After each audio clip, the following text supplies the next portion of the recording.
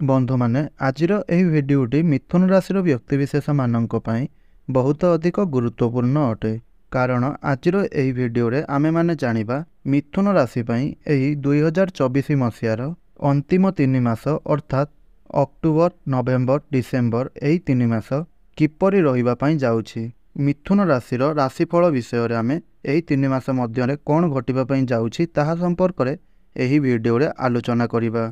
मिथुन राशि व्यक्तिविशेष मानकर स्वास्थ्य शिक्षा प्रेम संपर्क वैवाहिक जीवन भाग्य क्यारियर एवं बेपार वाणिज्यर स्थिति किपरि रहिबो एही अंतिम 3 मासरे सही संपर्क रे आमे विस्तार रूप रे एही भिडियो रे आलोचना करिबा। शेषरे अशुभ फल प्रदान करुतबा ग्रह मानकर पई किछि विशेष प्रतिकार गुड़िक मध्य जानिबा। सेथिपई आपण भिडियोटी को शेष पर्यंत निश्चय देखंतु एवं गोटे लाइक मध्य निश्चय ए भिडियोटी को कर दिंतु। आउ तले आसुवा कमेंट बॉक्स रे जय माँ लक्ष्मी अवश्य लिखंतु। आउ हाँ प्रतिदिन एही आपणकर राशि संबंधित किसी नूतन नूतन भिडियो देखिबा चैनल टी को मध्य सब्सक्राइब करनियंतु।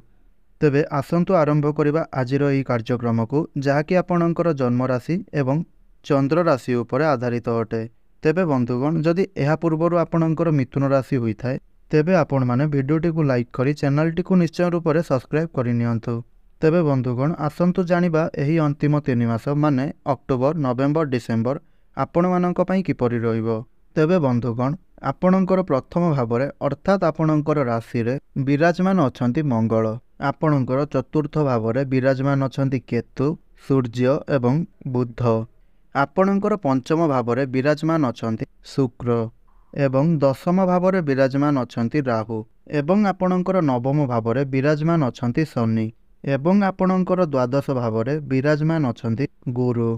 तेबे बंधुगण आपणकर राशि रे विराजमान अछंती मंगल जिए कि 20 अक्टोबर पर्यंत आपणकर राशि रे विराजमान रहिबे एवं 20 अक्टोबर को मंगल आपणकर द्वितीय भाव को चलन करिवे एवं जे पर्यंत मंगल आपणकर प्रथम भाव में विराजमान रहिचंती से पर्यंत आपण निजर बाणी उपरे नियंत्रण रक्षा करंतु। आउ कौनसी भी कार्य रे आपण तरभरिया भाव में कौनसी प्रकार डिसीजन नियंतु नाही किंबा तरभरिया भाव में कौनसी कार्य मध्य आपण करंतु नाही। कारण मंगल आपणकर प्रथम भाव में रही आपणक उपरे आग्रेसन को आपणकर बढ़ाई देवे। कारण मंगल हेउचंती क्रोधर कारक ग्रह। तो यही समय आपण निज उपरे टिके नियंत्रण रक्षा करंतु। तेबे बंधुगण प्रथमे आसंतु जानि नेबा एही 3 मास मध्यरे आपणकर स्वास्थ्य किपरि रहिबो। बंधुगण कुंडलीर प्रथम भावटी होइथाय आपणकर स्वास्थ्यर भाव आपणकर इम्यूनिटी सिस्टम भाव एवं आपणकर राशिर अधिपति हेउछंती बुध जे कि आपणकर राशिर बा आपणकर कुंडलीर चतुर्थ भाव में विराजमान रहिछंती एवं बुधंकर स्थिति मध्य बहुत भल रहिछि।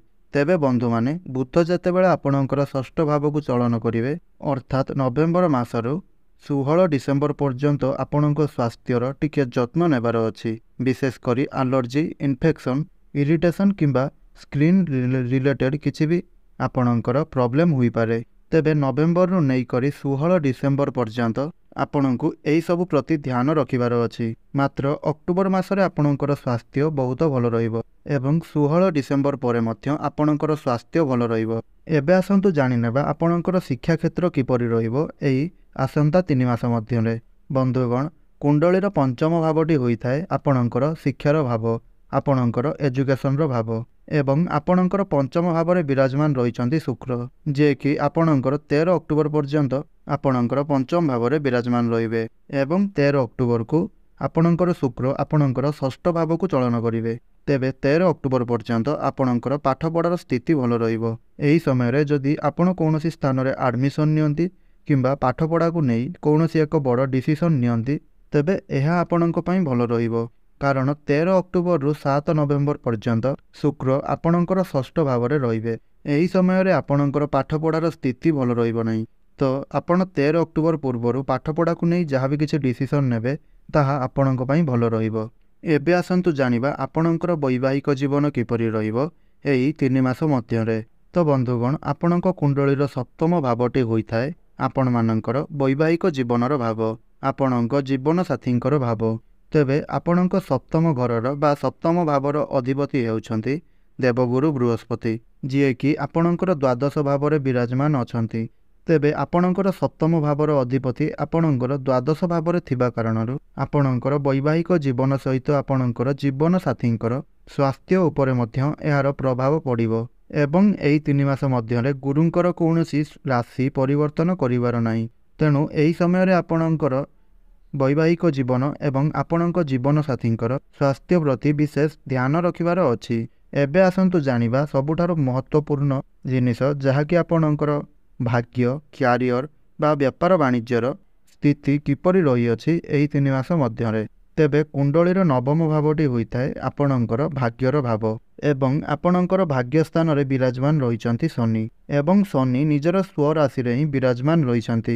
ଏବଂ ସବୁଠାରୁ ଖୁସିର ଖବର ଏହା ଅଟେ ଯେ 14 ନଭେମ୍ବରକୁ ଶନି ବକ୍ରିରୁ ମାର୍ଗୀ ମଧ୍ୟ ହୋଇଯିବେ ଏବଂ 14 ନଭେମ୍ବର ପରେ ଆପଣ ସମ୍ପୂର୍ଣ୍ଣ ରୂପରେ ଆପଣଙ୍କ ଭାଗ୍ୟର ସାଥ ପାଇବେ। ଏବଂ ଯଦି ଆପଣ କୌଣସି ଶୁଭ କିମ୍ବା ମାଙ୍ଗଳିକ କାର୍ଯ୍ୟ କରିବା ପାଇଁ ଚାହୁଁଛନ୍ତି କିମ୍ବା କୌଣସି ବଡ଼ କାର୍ଯ୍ୟର ଆରମ୍ଭ କରିବା ପାଇଁ ଆପଣ ଯାଉଛନ୍ତି କିମ୍ବା କୌଣସି ବଡ଼ କ୍ଷେତ୍ରରେ ଆପଣ ଇନଭେଷ୍ଟମେଣ୍ଟ କିଛି କରିବା ପାଇଁ ଚାହୁଁଛନ୍ତି, କୌଣସି ପ୍ରକାରର ମିଟିଂ ମଧ୍ୟ କରିବା ପାଇଁ ଚାହୁଁଛନ୍ତି କିମ୍ବା କୌଣସି ବି ବଡ଼ ଡିସିସନ୍ ନେବାକୁ ଯାଉଛନ୍ତି, ତେବେ 14 ନଭେମ୍ବର ପରେ ଆପଣଙ୍କ ପାଇଁ ସମୟ ବହୁତ ଭଲ ରହିବ।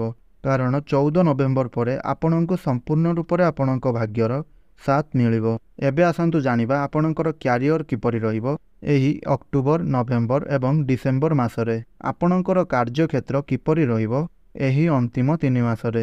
ତ ବନ୍ଧୁଗଣ, କୁଣ୍ଡଳୀର ଦଶମ ଭାବଟି ହୋଇଥାଏ ଆପଣଙ୍କର କ୍ୟାରିୟରର ଭାବ, ଆପଣଙ୍କର କାର୍ଯ୍ୟକ୍ଷେତ୍ରର ଭାବ ଏବଂ ଆପଣଙ୍କର ଦଶମ ଭାବରେ ବିରାଜମାନ ଅଛନ୍ତି ରାହୁ। ଏବଂ ଏହି 3 ମାସ ମଧ୍ୟରେ ମଧ୍ୟ ରାହୁଙ୍କର କୌଣସି ପ୍ରକାରର ରାଶି ପରିବର୍ତ୍ତନ ହେବାର ନାହିଁ। ଏବଂ ଯେତେବେଳେ ରାହୁ ଦଶମ ଭାବରେ ବିରାଜମାନ ରହିଥାନ୍ତି, ତେବେ ସେହି ସମୟରେ ସେ ଆପଣଙ୍କୁ ନିଶ୍ଚିନ୍ତ ଭାବରେ ଏକ ପରିବର୍ତ୍ତନ ପ୍ରଦାନ କରିଥାନ୍ତି। ଏହି ସମୟରେ ଆପଣଙ୍କର ବିଦେଶ ଜନିତ କୌଣସି କାର୍ଯ୍ୟ ମଧ୍ୟ ହୋଇପାରେ ଏବଂ ଏହି ସମୟରେ ଆପଣଙ୍କର ଦୂରଯାତ୍ରା ମଧ୍ୟ ହୋଇପାରେ। ତେବେ ବନ୍ଧୁଗଣ, ଆସନ୍ତୁ ଏବେ ଜାଣିନେବା କିଛି ବିଶେଷ ପ୍ରତିକାର ସମ୍ପର୍କରେ, ଯେଉଁ ପ୍ରତିକାର ଗୁଡ଼ିକ ଆପଣ କରିବା ଦ୍ୱାରା ଆପଣଙ୍କର ଏହି 3 ମାସ ମଧ୍ୟରେ ଆସୁଥିବା ଅଶୁଭତ୍ୱ ଗୁଡ଼ିକ ଖଣ୍ଡନ ହୋଇପାରିବ। ତେବେ ଆପଣ ପ୍ରତ୍ୟେକ ଦିନ ବୁଦ୍ଧଙ୍କର ବୀଜ ମନ୍ତ୍ର 108 ଥର ଜପ କରନ୍ତୁ। ଏହା ସହିତ ମଧ୍ୟ ଆପଣ ପ୍ରତ୍ୟେକ ଦିନ ପ୍ରଭୁ ଶ୍ରୀ ଗଣେଶଙ୍କର ପୂଜା ଅର୍ଚ୍ଚନା କରନ୍ତୁ। ଏହା ସହିତ ଆପଣ ପ୍ରତ୍ୟେକ ଦିନ ହନୁମାନ ଚାଳିଶାର ପାଠ କରିବା ସହିତ ଆପଣ ପ୍ରତ୍ୟେକ ଦିନ ଉଦିତ ସୂର୍ଯ୍ୟଙ୍କୁ ଜଳାର୍ଘ୍ୟ ମଧ୍ୟ ଅର୍ପଣ କରନ୍ତୁ। ତେବେ ବନ୍ଧୁଗଣ, ଏହା ଥିଲା ମିଥୁନ ରାଶିର ଆସନ୍ତା 3 ମାସ ମାନେ ଅକ୍ଟୋବର, ନଭେମ୍ବର, ଡିସେମ୍ବରରେ କିପରି ରହିବ ସେମାନଙ୍କର ଭାଗ୍ୟ ସ୍ଥିତି, ତାହାକୁ ନେଇ କିଛି କଥା। ତେବେ ଯଦି ଆପଣଙ୍କୁ ଭିଡ଼ିଓଟି ଭଲ ଲାଗିଥାଏ ତେବେ ଭିଡ଼ିଓଟିକୁ ଗୋଟିଏ ଲାଇକ୍ କରନ୍ତୁ ଏବଂ ତଳେ ଆସୁଥିବା କମେଣ୍ଟ ବକ୍ସରେ ଜୟ ମା ଲକ୍ଷ୍ମୀ ଅବଶ୍ୟ ଲେଖନ୍ତୁ। ଆଉ ଚ୍ୟାନେଲଟିକୁ ଗୋଟିଏ ସବସ୍କ୍ରାଇବ୍ କରି ପାଖରେ ଆସୁଥିବା ବେଲ୍ର ଆଇକନ୍କୁ ପ୍ରେସ୍ କରନ୍ତୁ। ତେବେ ବନ୍ଧୁଗଣ, ଆଜିର ଭିଡ଼ିଓଟିକୁ ଏଇଠି ରଖୁଛି। ପୁଣି କଥା ହେବା ଆଉ ଏକ ନୂତନ ଭିଡ଼ିଓ ମାଧ୍ୟମରେ। ଧନ୍ୟବାଦ।